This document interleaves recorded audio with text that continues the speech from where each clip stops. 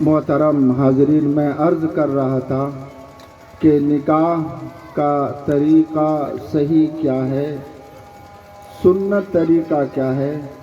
اور ہم سبوں کو کس طریقے پر چلنا چاہیے، میں وہ عرض کر رہا تھا۔ نکاح یقیناً بہت شریعت مطہرہ میں سادگی کی چیز ہے، اور آقا دو جہاں پیارے حبیب صلی اللہ علیہ وسلم نے اس کو سادگی کے ساتھ اس لیے کیا، آپ نے عمل اس لیے کیا کہ میرے بعد میری امت آئے گی تاکہ اس کو آسانی ہو، اس کو سہولت ہو، نکاح کے اس معاملے کو لے کر اسے پریشانیاں اور دقتیں نہ ہوں، یہ حضور نے اپنے عمل کے ذریعے بتلا دیا۔ لیکن سماج اور معاشرے کو کیا کہیے کہ غیروں کے دیکھا دیکھی، غیروں کے اعمال کے پیش نظر آج ہم لوگوں نے بھی نکاح کو بڑا مہنگا بنا دیا، نکاح کو بڑا بوجھل بنا دیا، جبکہ شریعت میں بہت آسان والی چیز ہے، لیکن ہم نے اس کو بوجھل بنا کر ہم خود پریشانیوں میں مبتلا ہے۔ اس لیے آج ضرورت اس بات کی ہے کہ ہم سب جہاں نکاح کراتے ہیں، نکاح کرتے ہیں، ہم سبوں کے ذہن میں یہ ہو کہ ہم حضور کے طریقے کے مطابق اگر اس عمل کو کریں گے تو ہم دنیا میں بھی کامیاب ہوں گے، ہماری آخرت بھی اچھی ہوگی۔ لیکن اگر نکاح کے اس عمل کو ہم غیروں کے طریقے کے مطابق کریں گے، غیروں کے اسوہ کے مطابق ہم کریں گے تو نہ ہمیں دنیا میں چین و سکون ہے اور نہ آخرت بھی ہماری اچھی نہیں ہوگی۔ اس لیے نکاح میں جہاں تک ہو سکے ہم سب سادگی کو اپنائیں اور فضول خرچی سے ہم بچیں۔ لیکن آج سماج میں نکاح کے سلسلے میں مقابلہ کیا جاتا ہے کہ اگر کسی نے اتنے لاکھ خرچ کیا ہے تو ہم اتنے لاکھ خرچ کر کے اپنے نام کو ہم اونچا کریں گے، اگر کوئی موٹر سائیکل جہیز میں دے رہا ہے تو ہم 4 چکا دے کر اپنے نام کو روشن کریں گے، اگر کوئی اپنے داماد کو پلنگ دے کر اپنا نام آگے بڑھا رہا ہے تو ہم داماد کے باپ کو بھی اسی طرح کا پلنگ دیں گے تاکہ ہمارا نام اونچا ہو جائے۔ اگر کوئی 200 بارات لے کر گیا تو ہم 500 لوگوں کو لے کر جائیں گے، وہ بھی لاؤ لشکر کے ساتھ، بندوق رائفل کے ساتھ، اور نہ جانے پھٹنگا کے بوریوں کے ساتھ ہم لوگ جائیں گے۔ لگتا ایسا ہے کہ یہ فوج بارات کی شکل میں کہیں بھی گاؤں میں پہنچتی ہے، لگتا ہے کہ اس گاؤں کو فتح کرنا ہے۔ گولی بارود کے ذریعے پھٹنگا کا جو سلسلہ شروع ہوتا ہے، اللہ کی پناہ، حضور کے طریقے میں یہ چیزیں قطعاً نہیں ہے، یہ تمام کے تمام فضولیات میں ہیں۔ ہمیں اللہ کی طرف سے توفیق طلب کرنی چاہیے۔ ہم سماج کے لوگوں سے بھی یہی درخواست کریں گے کہ نکاح کے معاملے میں اگر آج بھی ہم نے سادگی کو اپنانا شروع کر دیا، سنت کے طریقے کو اپنانا شروع کر دیا، تو یقین جانیے ہم سبوں کی زندگی ان تمام پریشانیوں سے الگ ہو جائے گی۔ ہم سہولت محسوس کریں گے کہ ہم کس مصیبت میں گرفتار تھے اور ہم کس مصیبت سے ہمیں چھٹکارا ملا ہے۔ لیکن آج سماج کی اکثریت اس نکاح کے معاملے کو لے کر شریعت کے مطابق چلنے کو تیار نہیں ہے، جس کا نتیجہ یہ ہے کہ دن بدن یہ نکاح کا معاملہ اور بوجھل ہوتا جا رہا ہے، مشکل ہوتا جا رہا ہے۔ ہم نے نکاح کو مشکل بنایا،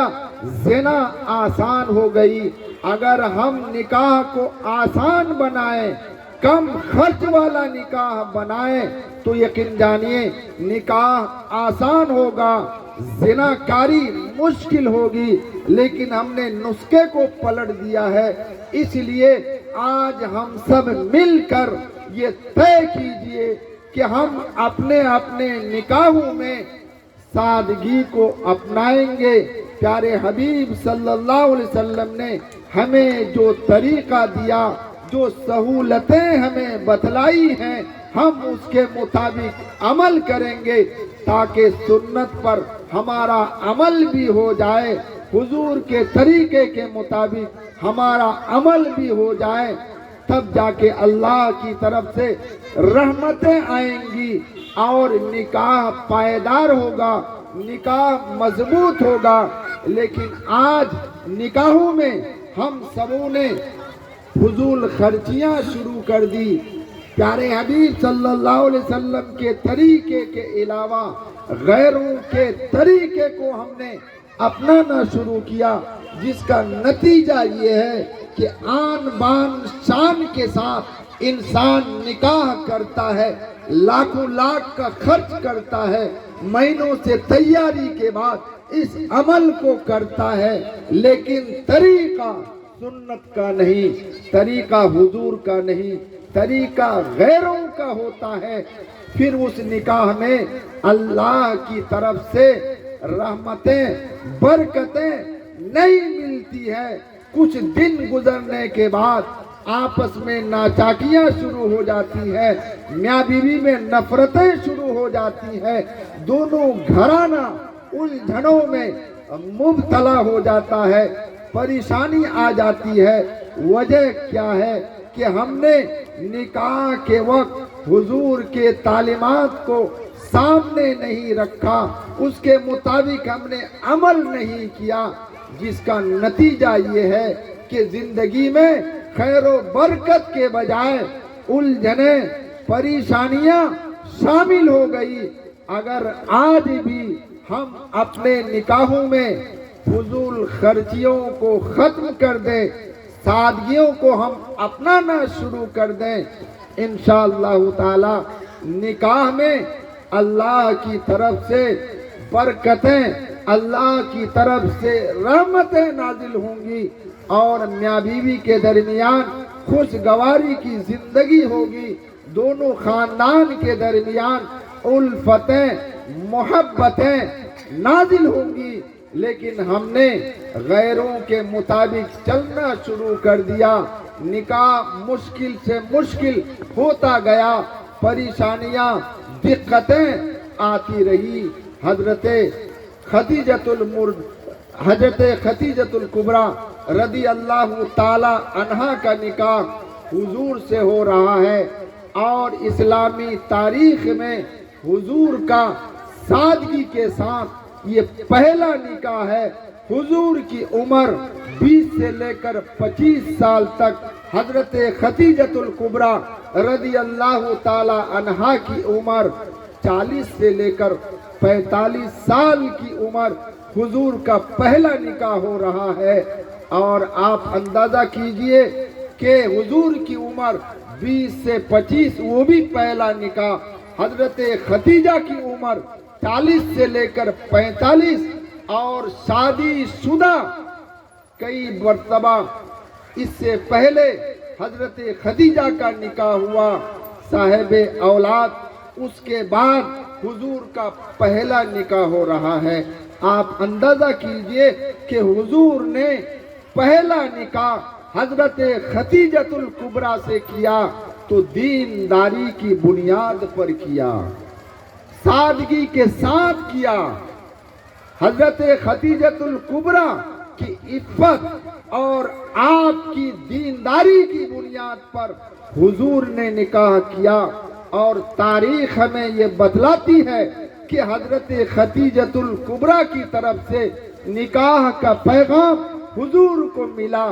اور حضور نے اس پیغام کو قبول کیا۔ حضرت خدیجہ نے نکاح کا پیغام حضور کو کیوں دیا؟ آپ تاریخ کا مطالعہ کریں گے تو آپ کو پتہ چلے گا کہ حضرت خدیجہ رضی اللہ تعالی عنہا حضور کو تجارت کے ذریعے کہیں شام بھیجا تھا۔ حضور جب تجارت کا سامان بیچ کر واپس آئے تو پورے ایمانداری کے ساتھ حضرت خدیجہ کے سامنے معاملہ رکھا۔ حضرت خدیجہ کو آپ کی دینداری پر، آپ کے امانت داری پر اتنا اعتماد ہو گیا کہ حضرت خدیجہ نے نکاح کا پیغام دیا۔ یہ نکاح کا پیغام دونوں طرف سے دینداری کی بنیاد پر، مالداری کی بنیاد پر نہیں، وعدے کی بنیاد پر نہیں، دولت کے لالچ میں یہ نکاح اسلام کی تاریخ میں نہیں ہوا، بلکہ یہ نکاح دینداری کی بنیاد پر ہوا۔ دونوں طرف سے دینداری اور امانت داری، دیانت داری کو سامنے رکھ کر اسلام میں یہ نکاح آپ نے کیا۔ آپ کا مقصد یہ تھا کہ میرے آنے کے بعد، میرے گزر جانے کے بعد میری امت آئے گی، اسی طریقے کے مطابق چلے گی۔ جب نکاح کا معاملہ آئے گا سب سے پہلے دینداری، امانت داری کو دیکھ کر لوگ نکاح کریں گے۔ لیکن افسوس کہ آج ہم لوگ نکاح کے معاملے میں دینداری کو نہیں دیکھتے، امانت داری کو نہیں دیکھتے۔ اگر لڑکی والوں کی طرف سے پیغام جاتا ہے تو سب سے پہلے دیکھا جاتا ہے لڑکا دولت مند ہے یا نہیں ہے، لڑکا نوکری والا ہے یا نہیں ہے، پڑھا لکھا ہے یا نہیں ہے، یہ چیزیں دیکھی جاتی ہے۔ اور آج تو شکل و صورت بھی دیکھا جاتا ہے، ناپا جاتا ہے، پرکھا جاتا ہے، لیکن شاید ہی 100 میں کوئی ایک آدمی آپ کو ملے گا جو یہ دیکھتا ہو کہ لڑکی کے طرف سے اگر پیغام جا رہا ہے تو لڑکا کے اندر یہ دیکھ رہا ہے کہ نہیں، لڑکا دیندار ہے یا نہیں ہے، نمازی ہے یا نہیں ہے، امانت دار ہے یا نہیں ہے، سچا ہے یا نہیں ہے۔ آج لوگ نہیں دیکھ رہے ہیں، جبکہ شریعت کا طریقہ یہی ہے کہ چاہے پیغام لڑکی والوں کی طرف سے جائے، چاہے پیغام لڑکے والوں کی طرف سے جائے، دونوں طرف سے دیکھنے کی چیز اگر ہوتی ہے شرعی اعتبار سے تو پہلے دینداری کو دیکھنا چاہیے، امانت داری کو دیکھنا چاہیے، دیانت داری کو دیکھنا چاہیے کہ لڑکے کا نکاح ہو رہا ہے، آنے والی لڑکی دیندار ہے یا نہیں ہے، امانت دار ہے یا نہیں ہے، شوہر کا فرما بردار ہوگی یا نہیں ہوگی، اور شوہر کے ماں باپ کی خدمت یہ لڑکی کرے گی یا نہیں کرے گی، یہ چیزیں نہیں دیکھی جاتی ہے۔ اگر لڑکا والوں کی طرف سے، اگر لڑکی والوں کی طرف سے پیغام جاتا ہے تو کوئی لڑکی والا نہیں دیکھتا ہے لڑکا دیندار ہے کہ نہیں ہے۔ جب شادی ہوگی، جب دیندار نہیں ہوگی تو یہ دیندار لڑکا نہیں ہوگا، یقین جانیے لڑکی کے حقوق کو، اپنی بیوی کے حقوق کو وہ شوہر ادا نہیں کر سکے گا۔ اگر آپ اپنی بچی کی شادی امانت دار، دیانت دار لڑکے سے کریں گے، جب وہ دیندار ہوگا، شادی ہوگی، وہ شوہر اپنی بیوی کے حقوق کو ادا کرے گا، اس کے مطابق چلے گا، کیونکہ اس شوہر کے دل میں اللہ کا خوف ہوگا، اللہ کا ڈر ہوگا، حضور کی سنت ہوگی کہ اگر ہم اس دنیا میں اپنی بیوی کے حقوق کو ادا نہیں کریں گے، کل قیامت میں اللہ کے یہاں ہمیں بدلہ چکانا ہوگا، اللہ کے یہاں اس حقوق کے پامالی کی بنیاد پر جواب دینا ہوگا۔ اسی طرح اگر لڑکی دیندار ہوگی وہ بھی اپنے شوہر کے حقوق کو ادا کرے گی۔ جب دیندار ہوگی، اللہ کا خوف اللہ کا ڈر اس لڑکی کے دلوں میں ہوگا، وہ سب کی عزت کرے گی اور شریعت کے مطابق چلے گی۔ لیکن افسوس کے ساتھ کہنا پڑ رہا ہے کہ آج نکاح کے معاملے میں ہم لوگ دینداری کو نہیں دیکھتے، دولت کو دیکھتے ہیں، حسن و جمال کو دیکھتے ہیں۔ اور آج کل کے نوجوان تو یہ کہتے ہیں کہ چاہے دولت والی ہو یا نہ ہو، ہمیں اس سے مطلب نہیں، دیندار ہو یا نہ ہو، سوچ لے کہ خود بھی بے نمازی، اسی طرح عورت بھی اس کو بے نمازی چاہیے۔ وہ یہ کہتا ہے کہ ہمیں تو سینکڑے میں ایک چاہیے، حسن و جمال والی لڑکی چاہیے۔ نکاح حسن و جمال کو دیکھ کر ہو جاتا ہے، لیکن نکاح کے بعد جو حالات سامنے آتے ہیں، رات و دن دارالقضا میں ہم دیکھتے ہیں کہ حسن و جمال کو دیکھ کر دونوں طرف سے نکاح ہوا، لیکن نکاح کے کچھ دنوں کے بعد جب ایک دوسرے کے حقوق کو ادا نہیں کرتے، ایک دوسرے کے ساتھ ہمدردی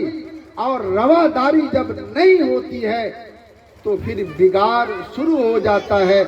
آپس میں جھگڑے شروع ہو جاتے ہیں، اور ایک دن ایسا آتا ہے، ایسی نوبت آ جاتی ہے کہ پھر طلاق تک بات پہنچ جاتی ہے اور رشتہ ٹوٹ جاتا ہے۔ دونوں گھرانوں میں الفت و محبت کے بجائے نفرت کی وہ لہر دوڑنے لگتی ہے کہ پھر انسان الجھ جاتا ہے، پریشانیوں میں مبتلا ہو جاتا ہے۔ اس لیے آج بھی اگر ہم شریعت کے مطابق چلنا شروع کر دیں، آقائے دو جہاں پیارے حبیب صلی اللہ علیہ وسلم کی سیرت، آپ کی تعلیمات کے مطابق اگر ہم عمل کرنا شروع کر دیں، انشاءاللہ تعالی آج ہماری زندگیوں میں، ہمارے سماج میں آئے دن جو پریشانیاں ہوتی ہیں، حالات پیدا ہوتے ہیں، طلاق زیادہ ہونے لگتی ہے، انشاءاللہ تعالی طلاق کی فیصد میں کمی آئے گی،